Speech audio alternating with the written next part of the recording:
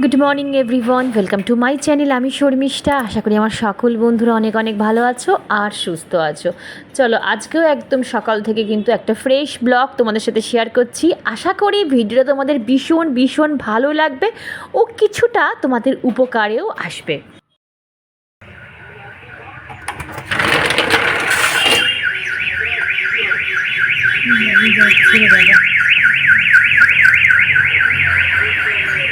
আমাদের বাড়ির ঠিক উল্টো দিকে বাড়ির ছাদটা দেখো কি সুন্দর লাগছে না? কত রঙের পিটুনিয়া এখনও ফুটে যাচ্ছে জানো।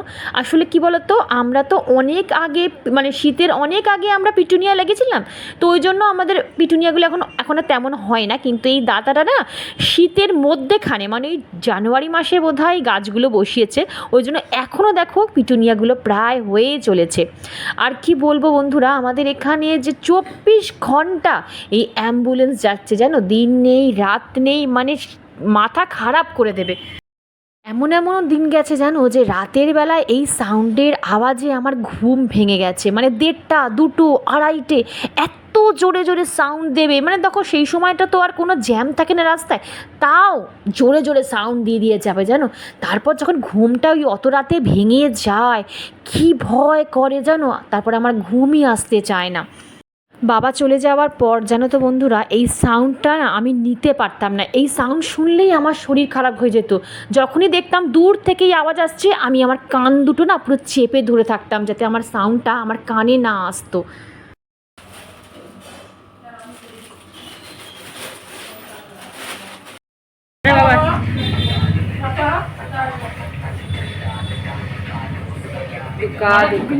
না, মাথা টুপি লাগবে না মামা, এই মাথা ঠান্ডা করে লিখবে ওটা।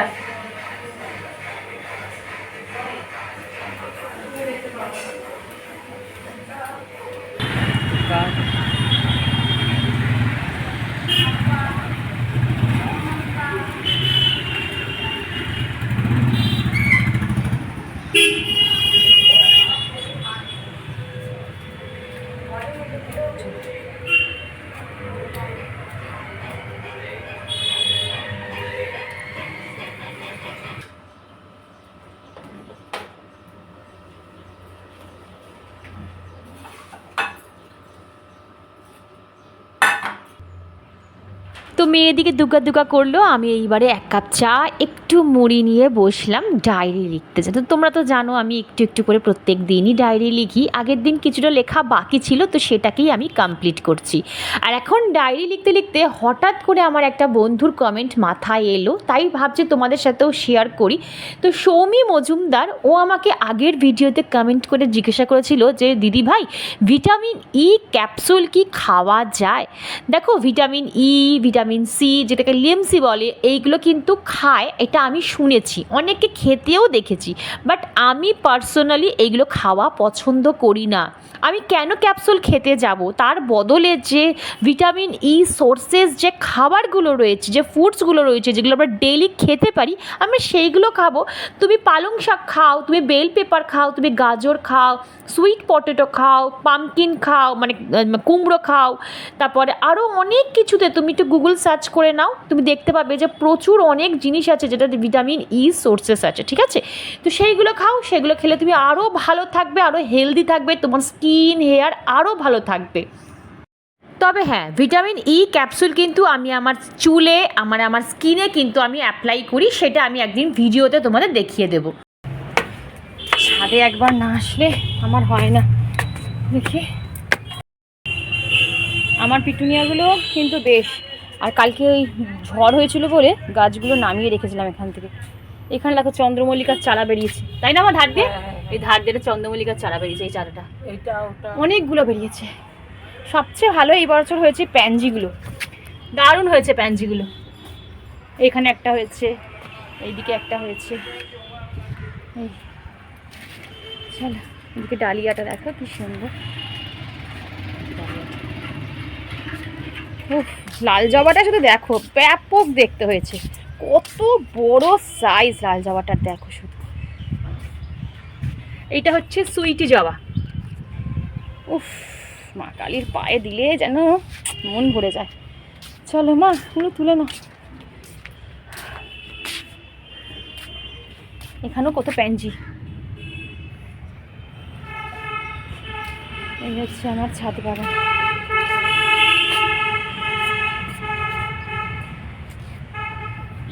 মা এখানে ফুল তুলছে।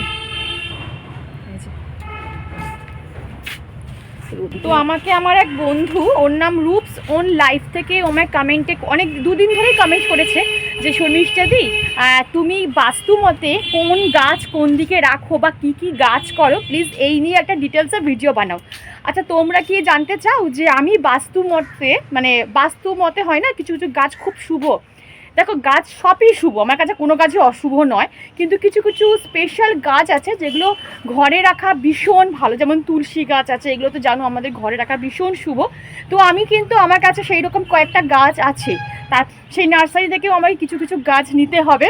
তো সেই নিয়ে আমি ভাবছি একটা ডিটেলসে ভিডিও করব যে তোমরা বাড়িতে কি কি গাছ রাখতে পারো, সেই নিয়ে একটা ভিডিও করব। তো একটু দাঁড়িয়ে আছে, এই হচ্ছে ব্যাপার, তোমাকে বলে দিলাম। ওর নাম হচ্ছে রূপস ওন লাইফ আইডি থেকে। নামটা আমি ঠিক জানি না, তুমি তোমার নামটা অবশ্যই আমার কমেন্টে জানিও তো তোমার নামটা কি। আমার থেকে অনেক ছোট। তো চলো, আর রোদে দেখা যাচ্ছে না, বাপরে বাপ কি রোদের তেজ। চলো নিচে যাই, মা ফুলগুলো তুলে আসুক, আমি টিফিনটা বানাই।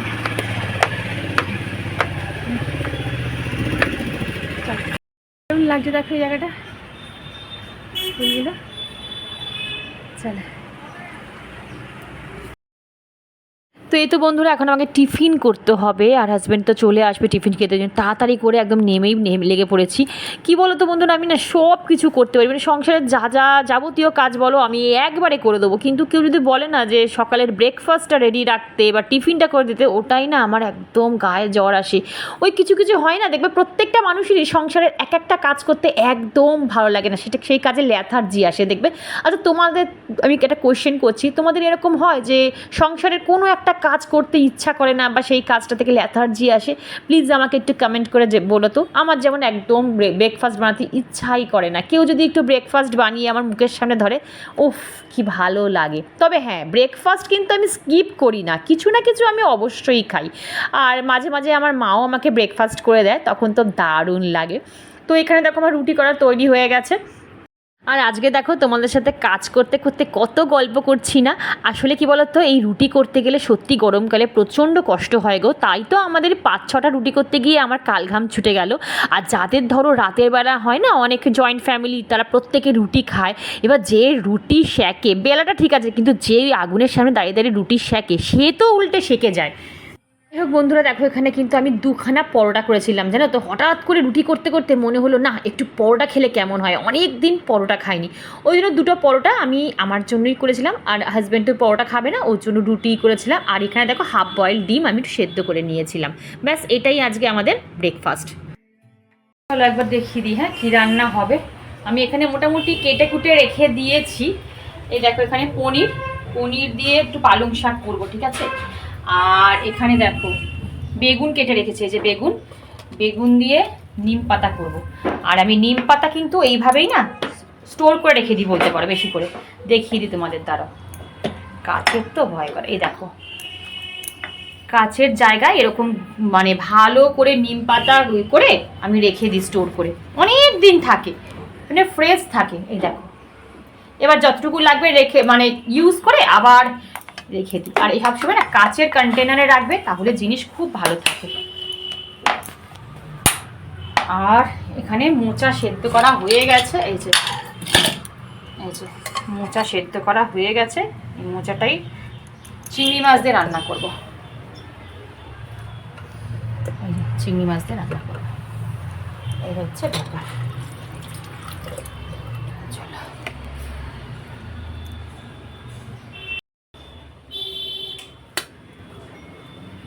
আমি ছুরি ফুরি আর বার করি না গো, আমার এইটাই ঠিক আছে, খুন্তি দিয়েই আমি কেটে নিই।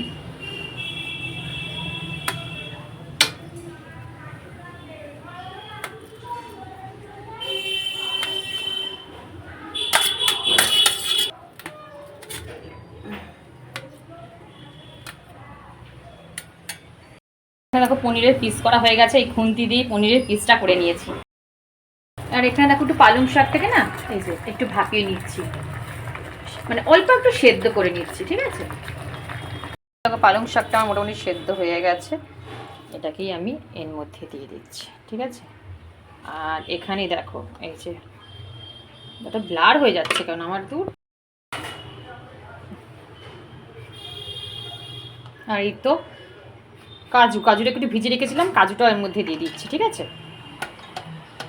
এর মধ্যে না তোমরা পারলে চাল মগজ দিতে পারো, কিন্তু আমি চাল মগজটা দিই না, চাল মগজ খাওয়া খুব একটা ভালো না, চাল মগজটা অ্যাভয়েড করি। পোস্ত দিতে পারো, কিশমিশ দিতে পারো, যা খুশি দিতে পারো। একটু নুন জল করে নিয়েছি একটু পনিরটাকে ডোবানোর জন্য, তাহলে কি বলতো পনিরের মধ্যে না নুনটা ঢুকবে, নাহলে পনিরটা খেতে বেশ স্বাদ লাগে, কোনো টেস্ট তো থাকে না পনিরের না। মশলাটা কষানো হয়ে গেছে, এইবারে আমি এই গ্রেভিটার মধ্যে অ্যাড করে দেবো, ঠিক আছে।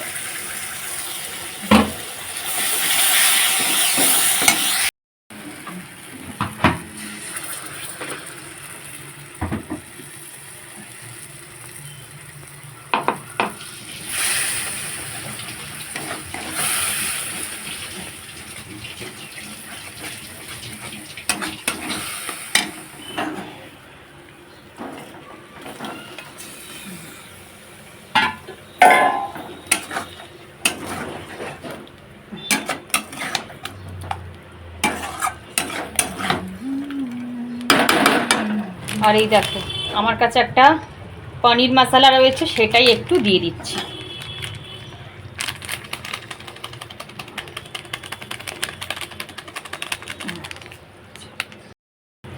আর এই হচ্ছে কাসুরি মেথি উপর দিয়ে দিলাম।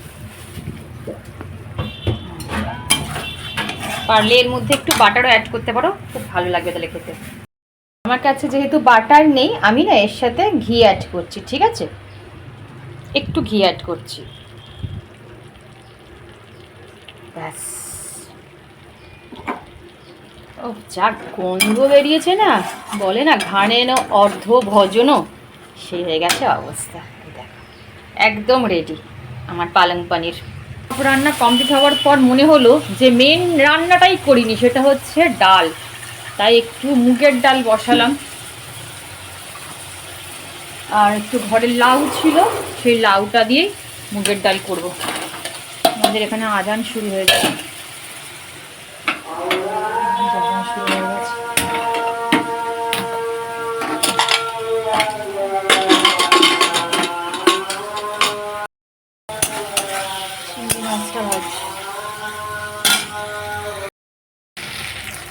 আর এখানে দেখো চিংড়ি মাছগুলোকে না একদম খুন্তি দিয়ে প্রায় 3 থেকে 4 পিস করে কেটে কেটে দিয়ে দিয়েছি, একদম টুকরো টুকরো করে দিয়েছি। দেখো দেখেছো একদম টুকরো টুকরো করে দিয়েছি।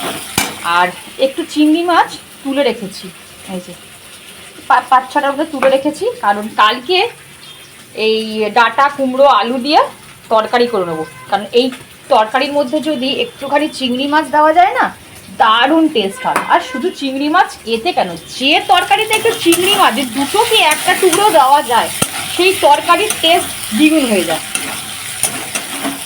যে কোনো তরকারিতে। মোচাটা হয়ে গেছে, একটু কম কম লাগছে মোচাটা আমার, কেন কেন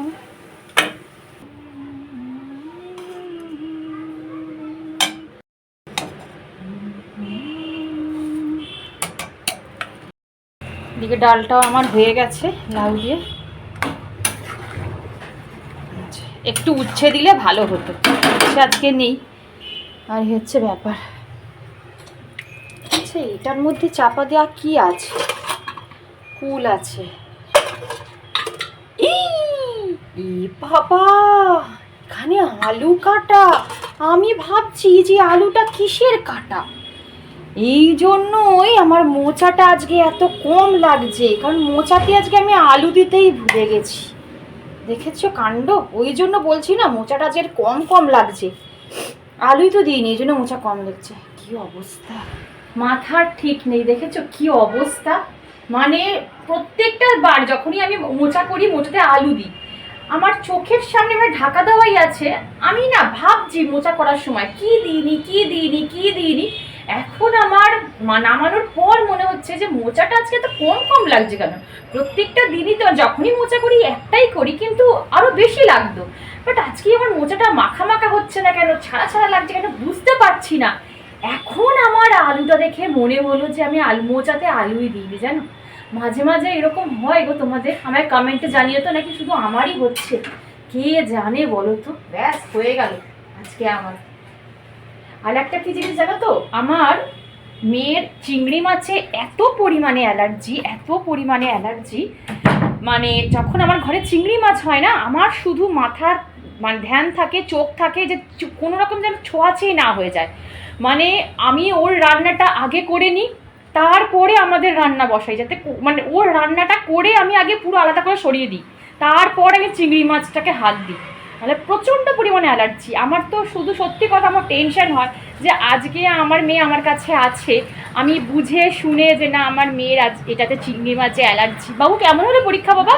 হ্যাঁ, আচ্ছা, চিংড়ি মাছে অ্যালার্জি, ওইভাবে বেঁচে মানে শুনে যাতে ছোঁয়াছি না লাগে ওইভাবে খাওয়াবো। কিন্তু আমার মেয়ের যখন বিয়ে হয়ে যাবে আমি ভাবি তখন ওকে এইভাবে কে বেছে বুঝে খাবে বলো তো, মানে কে ওকে এইরকমভাবে প্যাম্পার করবে? একমাত্র মাই করবে। মা ছাড়া এত প্যাম্পার, এত দেখে শুনে খাওয়ানো, কোনটাতে অ্যালার্জি নেই, কোনটাতে প্রবলেম হয়, আমার শুধু টেনশন হয় জানো তো, যে আমার মেয়েটাকে এইভাবে কেউ বেছে বুঝে খাওয়াবে তো, যদি চিংড়ি মাছের ছোঁয়াছুঁই কেউ খাইয়ে দেয়, যদি ভুলে যায়, শুধু টেনশন। আমি বলি বাবা তোমার যেখানে চিংড়ি মাছ রান্না হবে তুমি সেখানে খাবে না, সেখানে তুমি যাবেই না, খাবেই না, না খেয়ে চলে আসবে তাও ভালো, কিন্তু ওখানে খাবে না, তাই না? এই হচ্ছে ব্যাপার। চলো মেয়ে চলে এসছে, জিজ্ঞাসা করি কেমন পরীক্ষাটা হয়েছে। চলো। তো বন্ধুরা এখন ঘড়িতে বাজে 1:30, আমার রান্নাবান্না সব কমপ্লিট হয়ে গেছে, আর হাতে ভাবলাম 5টা মিনিট সময় আছে, চুলটাও এখনও পর্যন্ত ড্রাই মানে আরেকটু বাকি আছে ড্রাই হতে, তারপরে স্নান করতে যাব। তো স্নান করতে যাওয়ার আগে ভাবলাম আমি আমার একটা ছোট্ট সাবস্ক্রাইবার বোনের কমেন্টের আনসার দিয়ে দিই। ও আমায় ভীষণ ভালোবেসে কত সুন্দর সুন্দর কমেন্ট করে। ও যেমন কমেন্টে লিখেছে, ও কয়েকটা কোয়েশ্চেন করেছে আমার কাছে, তো ভাবলাম আমার হাতে যখন সময় আছে ওকে একটু বুঝিয়ে আনসারটা দিয়ে দিই। ওর নাম অনন্যা পড়ে, আর আমি দেখো ওর মানে এগুলো কোয়েশ্চেনগুলো আমি ডায়েরিতে লিখে রেখেছি, দাঁড়া দেখাতে পাচ্ছি, এই দেখো ডায়েরিতে লিখে রেখেছি। আমি সব কিছু তোমাদের কমেন্টের কোয়েশ্চেন আনসার আমি এভরিথিং আমি ডায়েরিতে লিখে রেখে দিই। যদি আমি ভুলে যাই, যখনই আমার মনে পড়ে তখন কিন্তু আমি একটা একটা করে কমেন্টের রিপ্লাই দিয়ে দেওয়ার চেষ্টা করি। হয়তো সব কিছু পারি না, হয়তো ভুলে যাই, বুঝতেই তো পারছো সাংসারিক মানুষ।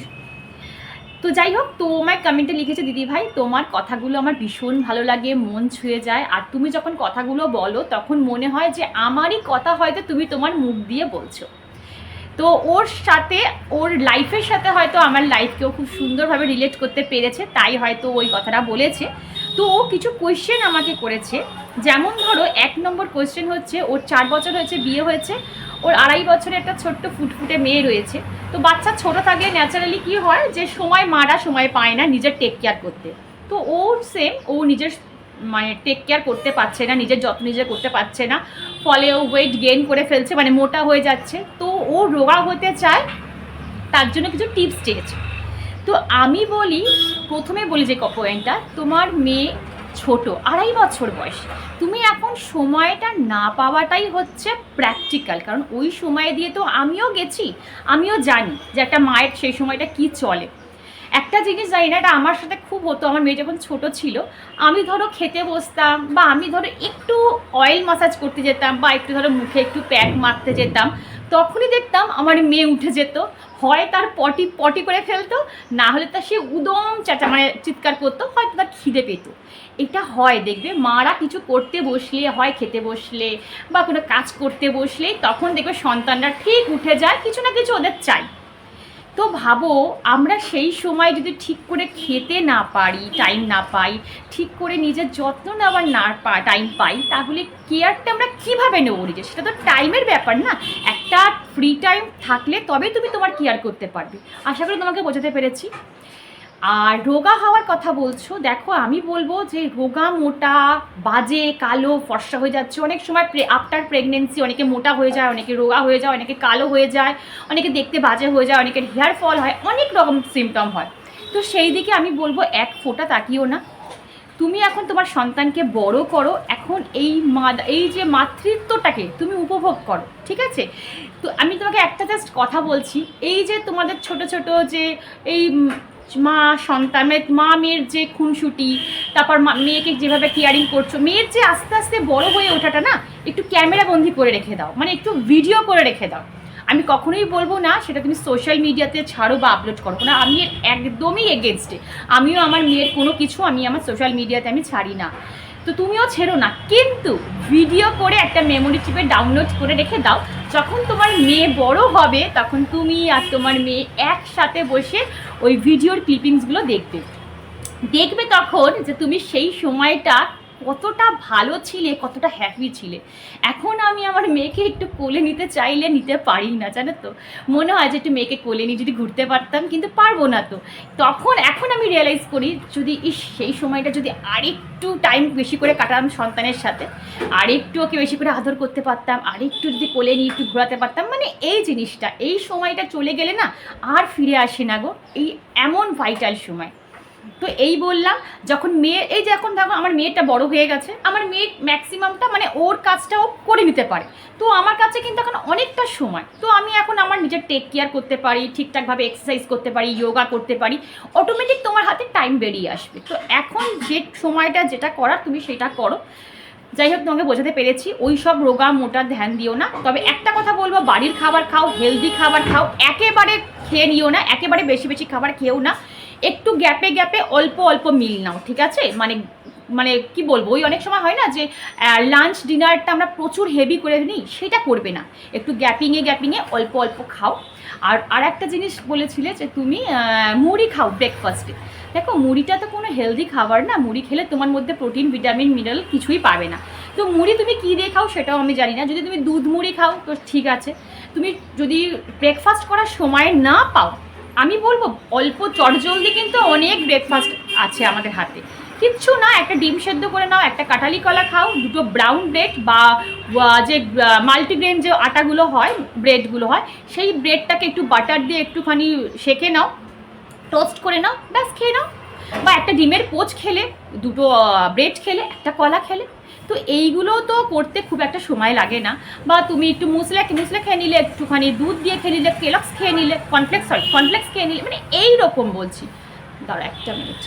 তো অনেক কিছু অপশান কিন্তু আমাদের আছে, বাট মুড়িটা আমি কোনো রকম অপশানে ধরবো না, কারণ মুড়িটা কোনো রকম খাবারের মধ্যে আমি ফেলিই না।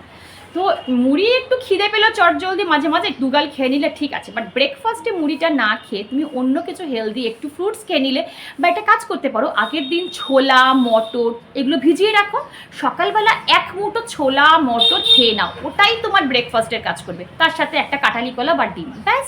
একটু ড্রাই ফ্রুট খেয়ে নাও। সবসময় যে দামি দামি খাবার খেতে হবে এর কোনো মানে নেই, তাই না? তো এই তোমাকে বলার চেষ্টা করলাম। আমি জানি না আসলে, মানে বুঝি এই সময়টা আমাদের মধ্যে দিয়ে একটা মানে একটা এমনই যায় যে এত সুন্দর দেখতে ছিলাম, চুল এত ভালো ছিল, রোগা পাতলা ছিলাম, ছিমছিমে ছিলাম, হট করে মোটা হয়ে যাচ্ছি, হেয়ার ফল হচ্ছে। তো এটা হতে পারে, এই পিরিয়ডসটা হয় আমি জানি, বাট সময়টা ঠিক চলে আসবে যখন, তারও একটা মিনিট। তো অনন্যা, আমি জানি না তোমায় কতটা বোঝাতে পারলাম, তুমি কমেন্ট করবে, রিপ্লাই করলেই তাহলে বুঝতে পারবো যে হ্যাঁ আমি আমার ছোট্ট বোনটাকে একটু হলেও বোঝাতে পেরেছি। আর কোনো কোয়ারি থাকলে জানিও, আমি অবশ্যই মানে ক্লিয়ার করে দেওয়ার চেষ্টা করব। আর আমি শুধু একটাই কথা বলবো যে সিম্পল ব্রেকফাস্ট করো, বাট সেটা যেন হেলদি হয়, তার জন্য পুষ্টিগত মান থাকে, আর কিছু না। আর এখন ছুটিয়ে তুমি মাতৃত্ব অনুভব করো, আর যা যা করছো মেয়ের সাথে সেগুলো সব ক্যামেরা বন্দি করে ভিডিও করে রেখে দাও। ভবিষ্যতে একা একা বসে যখন টাইম পাস, মানে ধরো টাইম পাচ্ছ কিন্তু কেউ নেই পাশে কথা বলার, অনেকটা সময় হাতে আছে, একা একা কী করবে, তখন এই ভিডিওগুলো চালিয়ে চালিয়ে দেখবে তোমার সময়টা কখন কেটে যাবে, তাই না? চলো, সব সময় ভালো ভালো মুহূর্তগুলো ক্যাপচার করে রাখার চেষ্টা করবে, সেটাকে সোশ্যাল মিডিয়াতে আপলোড করতেই হবে এর কোনো মানে নেই, বাট ক্যামেরা বন্দি করে, মানে তোমার মোবাইলেই সেটাকে ক্যামেরা বন্দি করে রেখে দেবে। চলো, আমার রান্নাবান্না কমপ্লিটের কাছে দেখলেই তো কী রান্না করলাম। ভিডিওটা আর বেশি বড় করছি না, ভিডিওর কোনো অংশ ভালো লাগলে চ্যানেলটা সাবস্ক্রাইব করে পাশে দেখো, লাইক করো, শেয়ার করো, কমেন্ট করতে একদম ভুলো না। দেখা হচ্ছে নেক্সট ব্লগে। Tata, love you all.